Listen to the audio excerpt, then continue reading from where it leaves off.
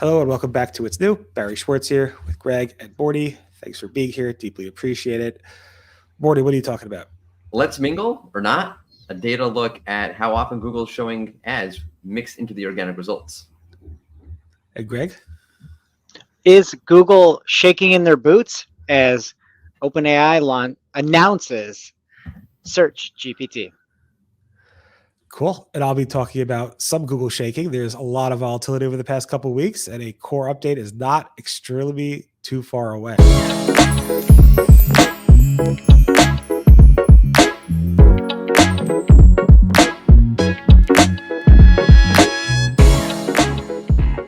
All right. So Google's John Mueller said on LinkedIn, and let me quote, the next one, meaning the core update, isn't extremely far away now. So I'd recommend waiting for that. Waiting for what? Basically, there's a lot of people who have been complaining about their images not showing up in Google search, especially recipe blogs and other sites that have thumbnails that show up in Google search results.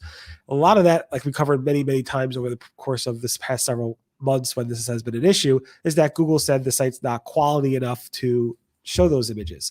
So John's basically saying when there's a next core update, and if Google deems your site to be quality enough based on either Google updating their algorithms to determine that your site's quality enough, or you made your site better and it's quality, it's more quality, if that makes sense, more quality. But in any event, again, it's Monday.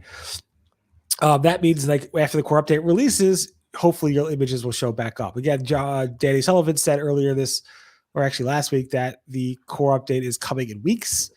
And then now we have John Mueller saying it's not extremely too far away. So for all those waiting for those core updates, it seems to be right around the corner. 2-3 weeks. I'm putting 2-3 weeks as my timeline, because you have like the rank volatility stuff. I think like that'll take another like week or two, and usually there's like another like 2-week gap between the volatility and the actual. I need his exact date. What date do you think will happen? I don't know what's in 2 weeks, 3 weeks. August 17th. Greg, what's your call? I'm gonna go the 12th of August. $1, Bob. So you called on a Saturday, Morty. So you lost. You got the 12. Sucker. I'm gonna say some expert you are, Morty. Don't ever listen to a report. I'm an expert on dates. I'm gonna say it's the 7th of August. All right. Next up, there's been a lot of ranking volatility, like Morty alluded to. The past 2 weeks have been insanely hot or heated or whatever you want to call it. And we had updates on the 23rd-ish, 18th, 9th, and then we had weekend updates. It's been very, very heated. You can see these tools over here have been very, very, very, very, very, very, very heated over the past 2 weeks. So it does look like Google's testing something, although Google would deny it. So we'll see. At least they have ads mixed in there. Morty. Yes. What a perfect segue. So a while ago on this very show, we were talking about ads showing up underneath featured snippets. And then Google confirmed, yes, we have a whole, I forgot what they called it, integration policy where we mix in ads into the organic results. So I asked the folks at SEMrush to pull data and say, hey, how often is that actually happening? And it's not really happening that often. 0.31% of all desktop SERPs and like almost no mobile SERPs have an ad mix into the organic results. One thing to qualify about that data is that ads only show on the top of the SERP, I think like a 1.85% of all SERPs. So the fact that this number is low is not entirely indicative, because the number of ads or the percentage of SERPs with ads is already very low, relatively speaking. However, when there is an ad mix into the organic results on desktop, there's generally 2 of them. On mobile, there's 1 of them. And when there is an ad mix into the organic results, 18% of the time on desktop, it comes right after the featured snippet, which I guess they like the feature snippet for a placement spot. Just curious. So do you know if there is an ad at all? What is the likelihood that there's going to be it mixed in as opposed to? Yeah, so I don't have that data point. I have to ask them for it. Okay. But it's like on SERPs where there are already ads. I already thought like, yeah, it's like 75% of the ones that have ads on it. Yeah. Like, you can kind of see like there's 1.85% of all SERPs have an ad and 0.31% have there's a discrepancy. You kind of see that they're already. But I'm going to ask them for it. Could you also ask them to turn that number of ads up for me? Yes. Yeah, I can do it right. Yeah, just like Barry can make the news, SEMrush can make the more ads. A lot of data. Or you can just ask SearchGPT to give you the answer on that.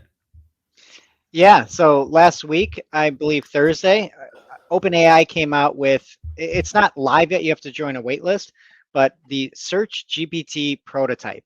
And kind of like anything they do, it really looks slick. They have a handful of videos and then sort of like GIFs explaining how to actually use this. I don't know if you guys looked at that, but I thought it looked quite nice. There are some different things with like almost like a left-hand rail of some results and allowing you to dive in a little bit deeper into the main screen. The one other note that I loved is they had a lot of citations for all the answers that were pulled. They put those into parentheses, but like right after some of the information that was pulled. And then you can use it, at least again in this model, which I'm guessing it isn't fake, to say like, hey, what are the best tomatoes to plant in Minnesota was an example. And they could do some follow-up communication with it as well and say like, which one can I plant now? So it's search, but it's also that kind of personalized AI that is what is the leading, tool at this time. So I thought it looked pretty slick. What'd you guys think? Meh. Yeah. No, I mean, I don't think it was too far off from like some of the other competitors out there. I wasn't like overly impressed, but I don't know. I mean, I found the former head of Bing Search who ran CoPilot, formerly Bing Chat, Mikhail Parahan. He obviously was replaced by, I can't pronounce the last name, Sufi, and I'm pronouncing that completely, obviously wrong. But he basically said it's nice that he says ChatGPT finally starts catching up with Microsoft Copilot, basically of a year and a half ago. So I found that pretty whatever. And Jess Schultz basically said she wasn't too impressed, I think. Basically say, I'm not too impressed, basically, because Copilot exists, Perplexity already exists, ChatGPT already does this, and so forth. But yeah, I mean, it's good to have competitors in this space and see what they have to do. Yeah, I mean, Mordy, I'm surprised that you gave it a meh. Like, What do you mean? If you compare this to AI overviews, which one do you like better? Oh no, this okay. I'm saying men, not because I think it's bad. I think Barry's right, kind of similar to the other ones that already exist. I'm saying men because you ever go to the store and like you buy potato chips and there's like 4 million gazillion varieties of potato chips.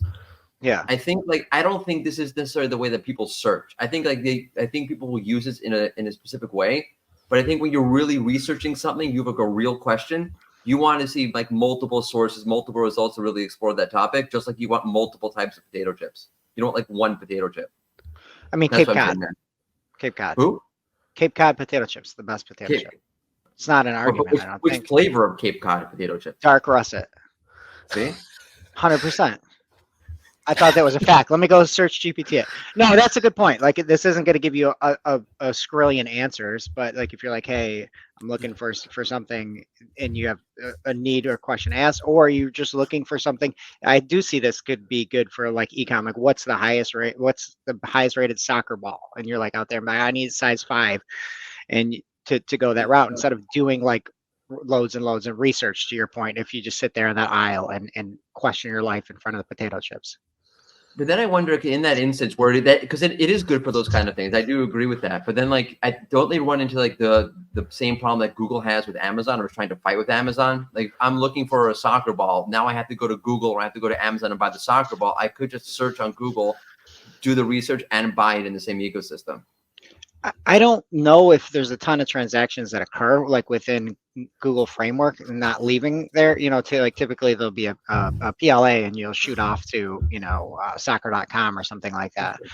But I could see people that are just want an answer for something like to use it. It's to me substantially better than AI overviews for sure. Yeah, I agree with that. Right.